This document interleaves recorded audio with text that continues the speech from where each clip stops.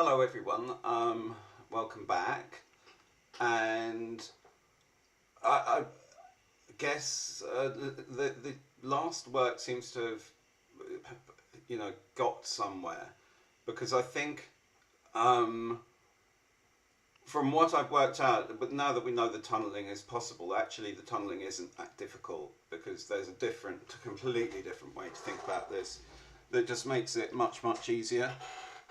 Because, again, I think a missing part of the one I deleted, I was talking about the arithmetic hierarchy, and how if you basically think that we're starting from a point, and again this corresponds to everything is connected to everything else, because we are fundamentally, as string theory, we're kind of putting coordinates on a string, but we're just putting coordinates, allowing this thing to kind of, it's an evolving multiverse of some type of point-based evolving multiverse. So we can kind of put coordinates on those multiverses and get them to interfere and get very weak structures out of that. So basically we've got this kind of bootstrap mechanism where they're almost an infinite number of things, even to get down to this bottom level. I wouldn't be surprised if this was a transcendental boundary in itself. In fact, it almost certainly is. So in a way, what this is saying is there's a certain level where it becomes meta-mathematical, because the whole theorem is this whole method relies on its own paradox. In other words, we're using the fact it's paradoxical to make things that you think would be bosons into fermions, and fermions into bosons, to the point where you can't really tell the difference, and they can both interchange partners, and that's how we get the emergent space-time out of it. So even though last time I was kind of focused on that minute difficulty of tunneling, we can actually see, once we realize that there are operators that can channel through to any layer on here that you so desire via the neutrino channels, or whatever. I think it's a neutrino channel, that's my guess. So that can go anywhere and be routed absolutely anywhere within the system, get straight down to the Planck level really quickly, really lightly. It just passes straight through every firewall. It's like, get through there, mate. So we find, and yeah, so that's why they're so hard to stop, and that means that if they are detected here, it means that detection is very important. It's an important message of something. It's like, take notice. If we're receiving neutrinos, we reach a certain level of technology, and you've got the technology then to channel through to any level on here. So that's but these powers are so not to be messed with. I mean, that's one of the teachings is, we know what happens with the lower levels of this stuff, like E equals mc squared, when people get it wrong.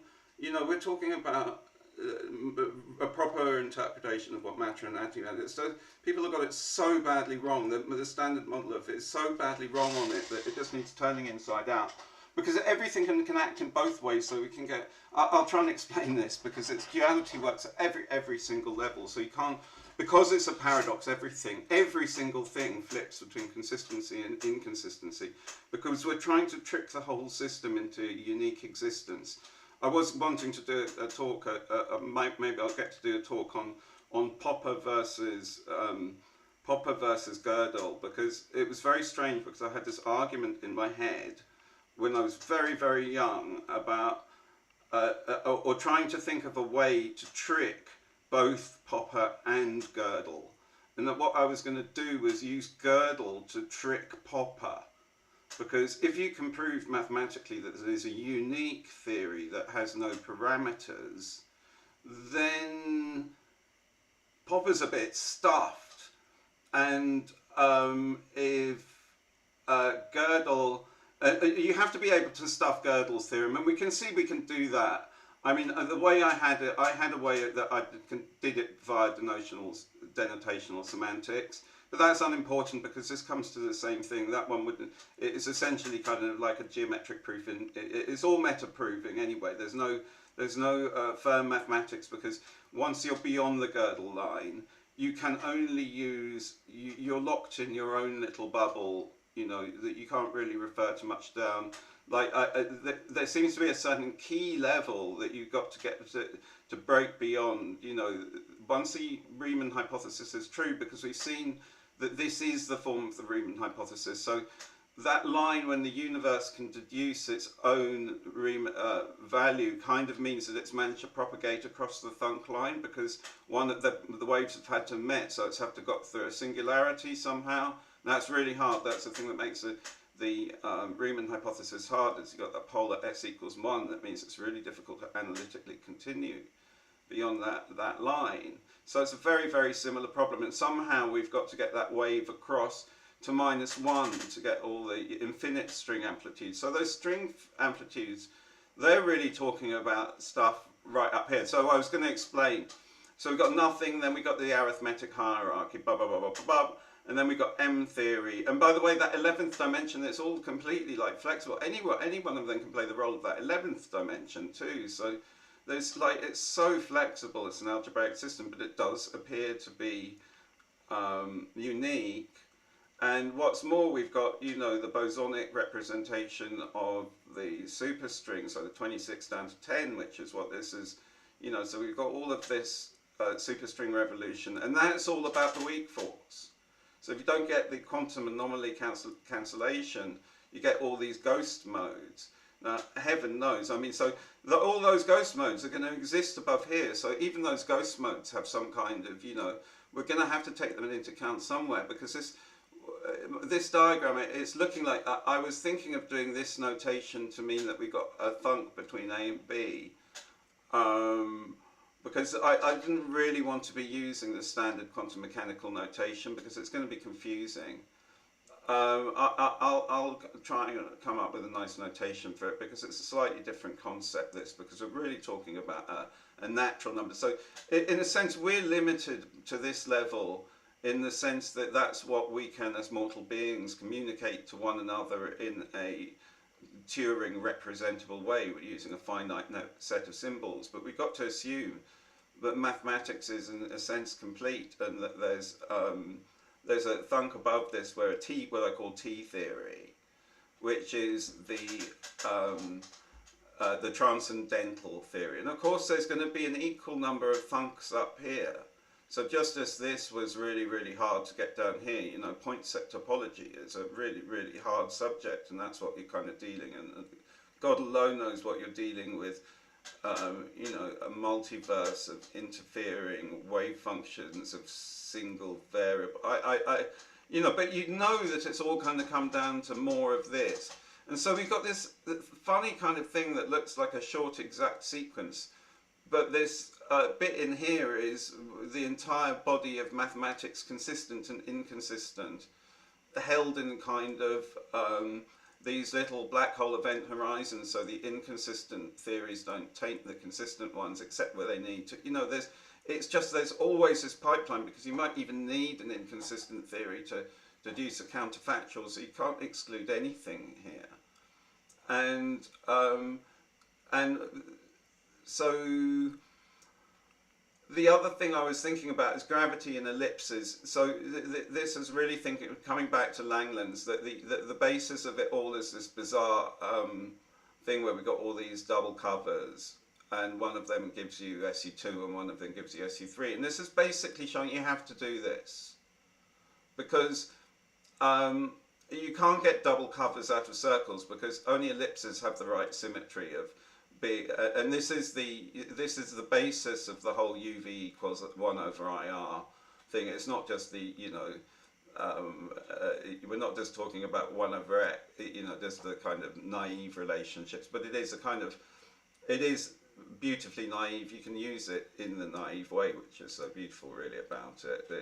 It makes the large scale cosmology exactly. We've got the duality with the small scale, so we've essentially got all these fantastic quantum level microscopes, and lo and behold, they all look the same. The picture is all the same at all the same scales, and that's so beautiful from the point of view of asymptotic safety and asymptotic freedom. And what I wanted to talk about really was this thunk line that I was considering a problem is not really a problem. What's happening here is that we're trying to do it's a bit like, you could imagine this like a big server on the internet, and this is your PC, and it's like at some time you have to connect to the broader internet to get an answer. And so it's like things get to the Planck constant, they hit the stat depth, and then they say, as I said, give up. And what's the information that they pass? Well, it's just the Gödel number, because that's the information. Because we're just passing information from the this level to that level. Now, the other thing is, you can't really say this, but let's not make too many predictions about this. But the only thing is we're not really needing too much of the theory, other than we can see just by symmetry that it eventually goes right the way up to the top to zero.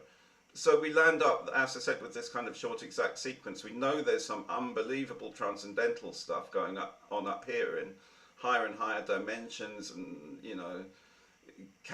2 to the power of Aleph null to the, and then raise that to the, all the different continuum limits, and uncountable infinities, all those kind of stuff that we can only like reason about in the meta mathematical way. We can't count them, and that's similar, that if we look at all the manifolds that there are, that we can't count them all.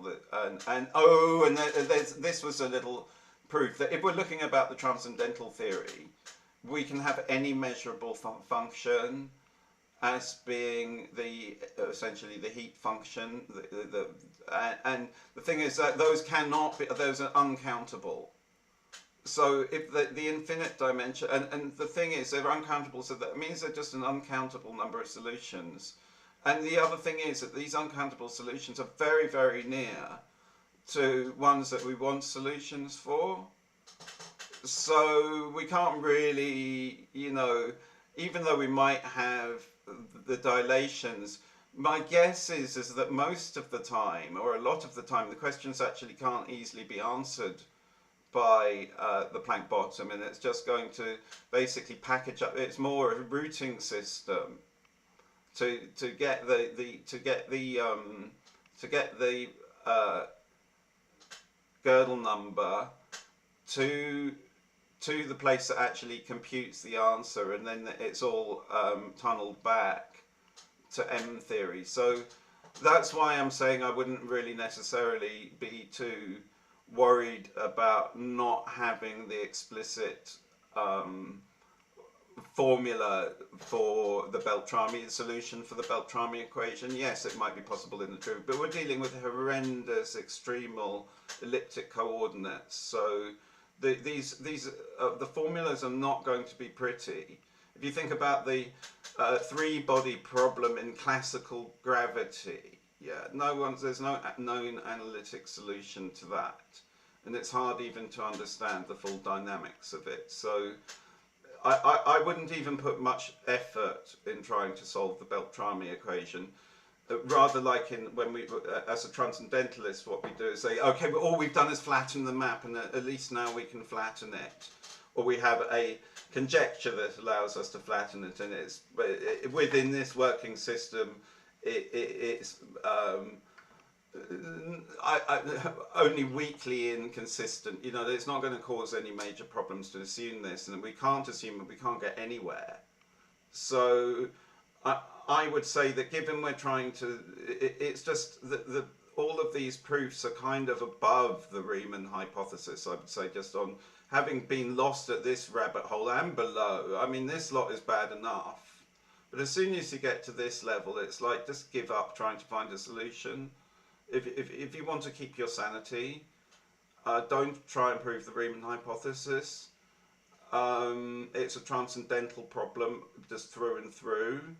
There's nothing about it that I've seen that can be, as a transcendentalist, that can be managed. There might be some way, but I wouldn't be surprised if it has to go all the way up to the top, or very close to the top, before it can be answered, and then come back down again. So I'm not expecting any solution to that, but so in the same sense, I think we've got to conjecture those the solution of the Beltrami equation for this, and the construction of the phi field, and just consider it a conjecture, and then work with it. Because without it, I don't think there can be any progress made. And if you try to prove it, I think there's potentials for rabbit holes there. Of course, there's going to be a lot of interesting stuff. And if anyone is brave enough to try and look at, what it takes in even the simplest cases to solve the Beltrami equation in those cases, there will be enormous benefit from that, but that's not the job for me. I could spend the whole of my rest of my life doing that. I would consider it a topic as hard as the Riemann hypothesis, and it doesn't really even end, because you've only done it for the simplest cases. So I think the best thing to do is just to take the fact that this whole system is based on a paradox, and just leave it for the top one to do, and work out how to route back all of the solutions, and then just deal with stuff in the flat planes, because we can. That is the point of all of this, is just to deal with, flatten out all the charts so that we can at least try and get a sense of where we are, and it doesn't seem to be anywhere like where we thought we were. Now, okay, so where next? A few little things. I was just going to talk about these little things before we get onto the main topic of Alice. Sorry, Bob. Gravity and the two strings that it splits into under the antimatter. Well, it's the neg option, because remember that it's just one neg. You can't be switching individual signs, except except in sub-firewall. So this is a twisty maze. It's like a Jacob's ladder. So if you can solve the equation even in one row, let alone the whole thing. All right, so we've got our thing splitting into two strings in opposite directions, which are a string. So this is a closed string that's just passed through a supersymmetry operation. And we can see what the action of gravity here is to take the boson that we're considering. Well, there's so many ways we can see it. But what's moving? Really, nothing's moving. Okay, but we're imagining that we're putting some heat in the situation to get things jiggling around a bit. And you can see that this gravity is acting as a beam, but everything is a bit constrained, you see. Say that this is acting a bit like a fermion, but they're both acting a bit like a boson and a bit like a fermion. So this thing, which should be a fermion, is acting like a boson because it's trapped on the... is acting like a fermion because it's trapped on these strings. And remember, in its proper frame, it's also acting like a fermion. So it's all to do with this ellipticity, you see. That's what's giving it double and triple covers and the SU2 and SU3 symmetries. And again, a great reason not to try to solve the elliptical equations. And then we get these, so this is kind of a string and its dual supersymmetric partner once it's gone through the neg. And you can see that it's kind of essentially combining both of them in a kind of mutual way. And now this is the other thing that I was going to demonstrate, that I didn't use zillions of hours of computer time to draw some of these pictures, but yet some of them look more accurate than some supercomputer simulations, and I was going to try and explain why. Because all I was trying to get Dali to do was make spinal connections between things. So everyone says spinners, I always say spinals, I don't know what, I'll try and say spinners. So all I was just getting was to get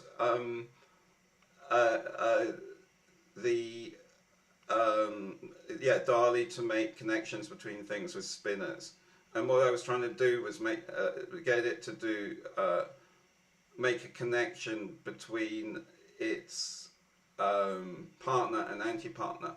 But the thing is that if this has become gravity and very localized, holding a string, so this is very localized in position, we can see it's beautifully localized, then its Fourier transform, which is this thing, is tremendously unlocalized.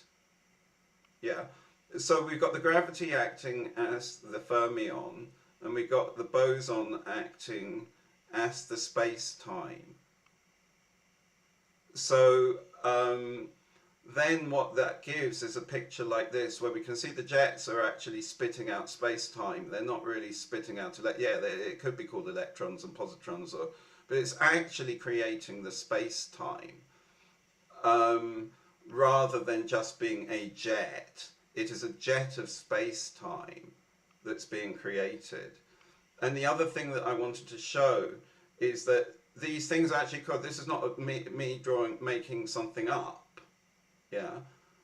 There's a picture out there of something like this running into what looks like an odd radio circle, which are these peculiar patches in the sky that only show up with, they're like circles in the sky.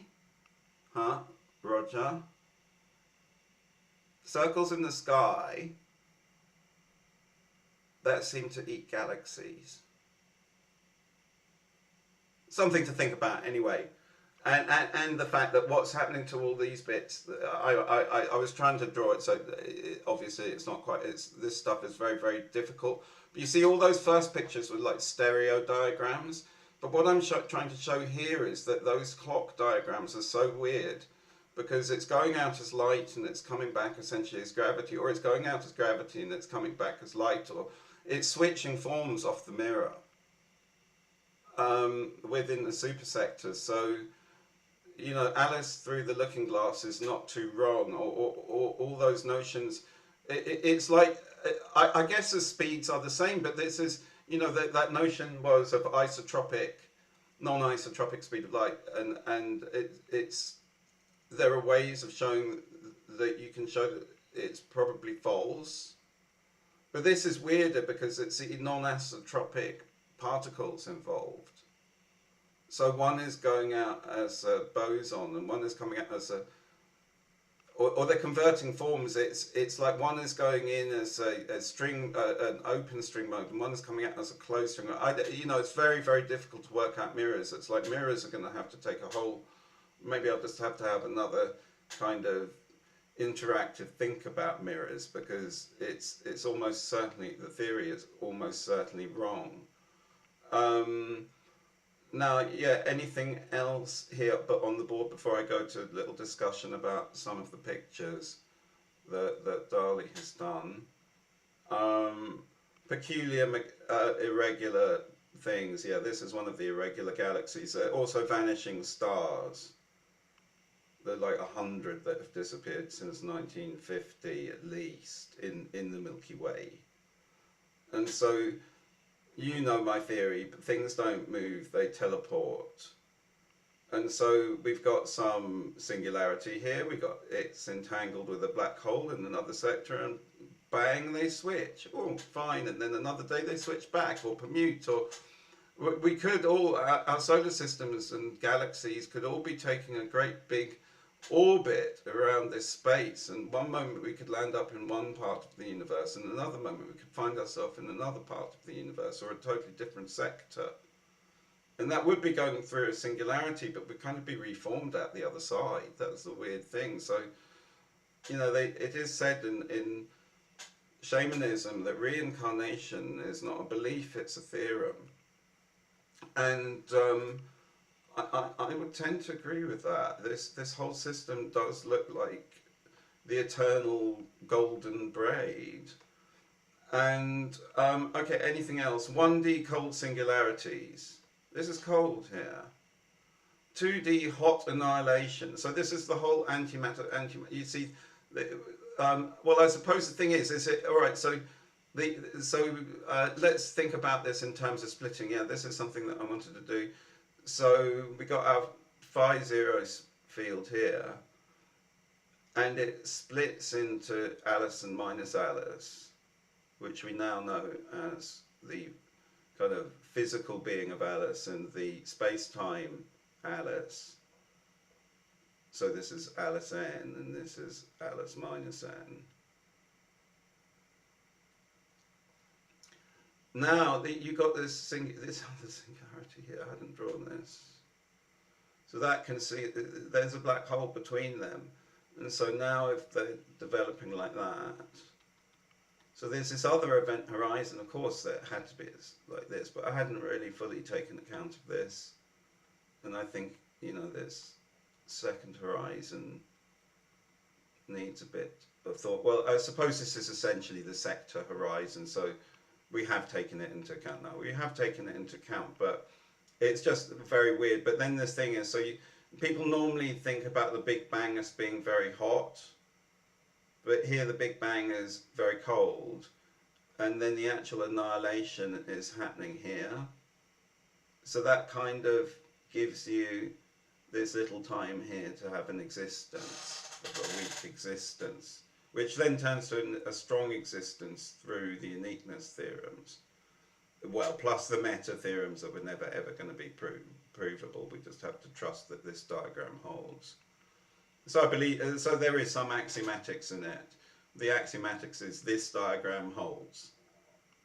And I suppose that's it. It's kind of a universal axiom for this system. So it's stronger than the Riemann hypothesis. So if this axiom is true, then it's likely that the Riemann hypothesis is a consequence.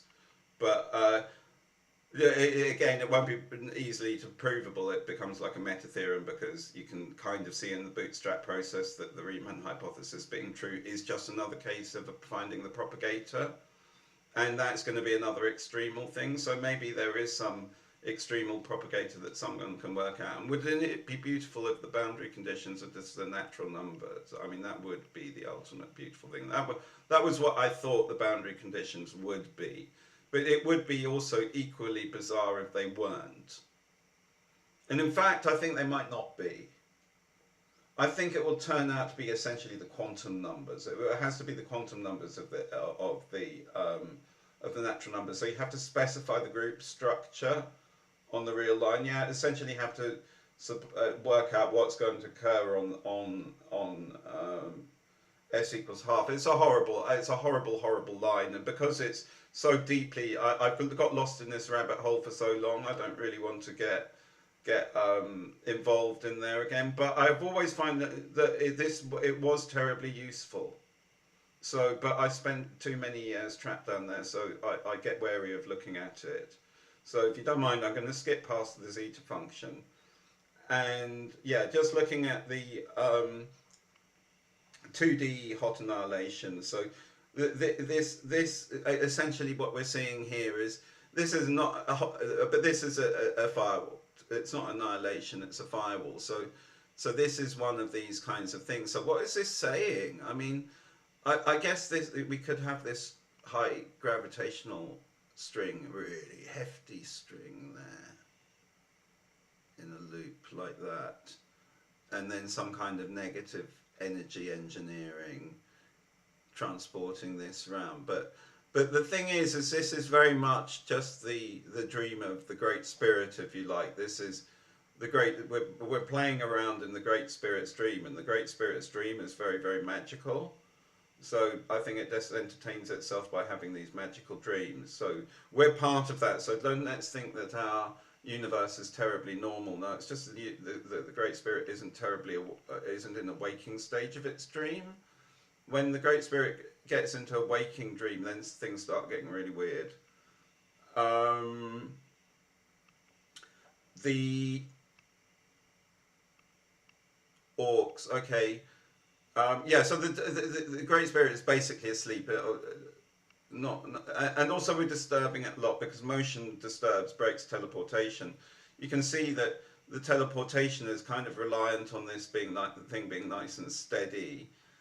And if you're moving it around vigorously, it's just increasing the noise, and so that just slows everything down because it all has to there's more calculation involved, so there's more.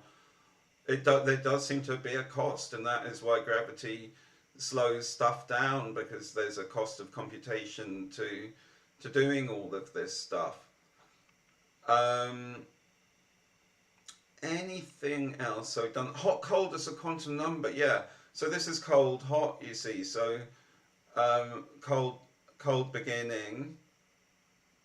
So we make. Is it a quantum number? Then that would be hot, and that would be cold. Yeah. So it's like the vacuum. This is just like the vacuum energy. I don't know whether it's a liftable quantum number. But it's like the UV equals IR, and this is also the UV equals IR that we can assume. Oh, and the other thing is, yeah. So I did say that these jets are actually spitting out space-time, which is making the space-time that the whole thing is, that the position space is sitting in, via this mechanism. So it's like a dipole mechanism.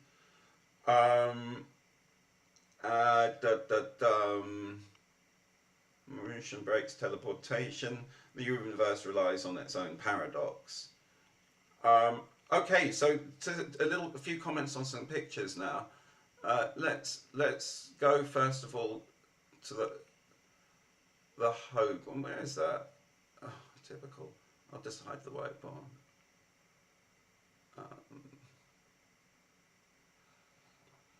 All right, this, I didn't tell it, it had no concept of what Hogue was. I just taught, just a typical spinner recipe. And it came up with this, and this looks remarkably like Hogue's object. These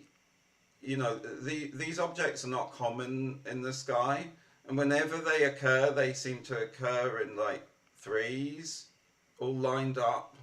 And that to me just seems too much of a coincidence, as we've seen that same structure in the nucleons.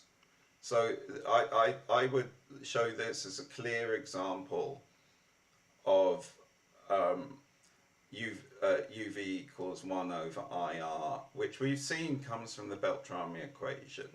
So everything is all scales, and that these represent teleportation channels. That's what they are. These are like in computer terms, it's trunking. It's like the cabling for the universe, where all of the really high-speed buses go. And so this is like just routing stuff around and down to the Planck scale, occasionally teleporting anything that steps into it. If it steps in the right form, if it's not in the right form, and it is just going to get stuck on the firewall and then held there in case it's trying to hack, and then thrown off eventually, probably in the next few cycles of the next cycle of the universe or something. It can be pretty wicked, the universe, if you get stuck in the wrong place. So yeah, there are firewalls everywhere for a purpose, to keep domains separate, to keep incompatible domains separate places that physical laws differ apart. Alright, so that's Hogue's object. Now, what else have we got? I'm just going through them one by one. This is another example. It didn't work out as I wanted, which is why I didn't fully show it, because all the colours, I wanted this to be black. I was trying to get it to do a white hole, but it doesn't know what a white hole is, so I did a black hole. I was trying to tell it to do twists of red, blue, and yellow and blue, it couldn't get the idea of twisting 3 threads together. It kept on trying to do great big coloured ropes. But I noticed if you inverted the colours, it would look suddenly very, very interesting. And also, I am going to have to write some software sometime soon, because the colour inversions that I've got just don't seem to match anything I know about colour inversion. So, but what we see is, I was asking to entangle, and you see these rays have not come out from me modelling the electric fields and all of those kind of spin effects and spending supercomputer money. I just asked it to entangle 2 holes together and entangle their spine of they're spinor fields. So this is not rocket science. It's not supercomputer time. And some of the pictures that have come out, I'll have to find some more, have actually looked shockingly realistic. I just wish it hadn't done a spaceship over there, but that's me, I'm fussy. What else have we got? Of course, there's, yeah, this is a typical example where it just got it completely wrong. This is the tunnel, but it did fire off ideas. Is there anything else here? So I suppose it's to this one, really. Now this, is it, can anyone see those? What is this thing doing? Sorry, I'm just going to try and get this to disappear all the oh, what is it doing? Sorry if it's looking so dreadful. But now this is, trying, because those symmetry pictures, those double pictures weren't actually bringing out the fact that it is Alice interacting with her own ghost. And this is what the neg thing is, because we've been thinking, or everyone thinks in terms of objects and things, but Anti-Alice is not an object.